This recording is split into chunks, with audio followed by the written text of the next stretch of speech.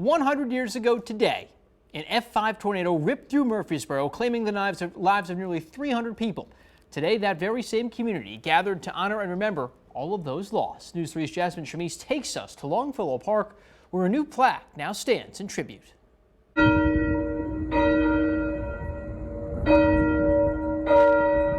A solemn moment in Murfreesboro as church bells rang at 2:32 p.m., the exact time the tri-state tornado struck Murfreesboro 100 years ago today. I still get choked up sometimes when different things happen. That storm carved a path of destruction across 3 states, killing 695 people, 234 in Murfreesboro alone. It devastated the growth of Southern Illinois, and I think it's really important for us to remember that.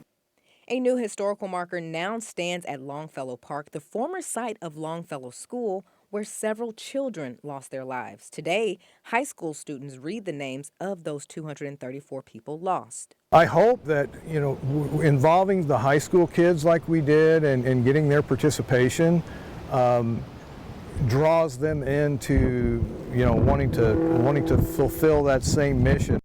Entire families gone in seconds, many saying there's no way to measure that kind of loss. Others know that loss personally.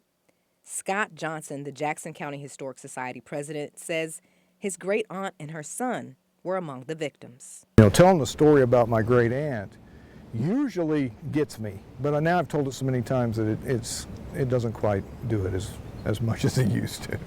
Electa Vancil Beasley, Richard N. Beasley. Imagine 5 days later, a community was coming together to rebuild, restore, and make a way again. We know that this tornado was a bookmark in Murfreesboro's history and not the final chapter. And 1 century later, after that historic tornado, Murfreesboro continues to stand strong. And while the scars of that day will remain, so does the community spirit.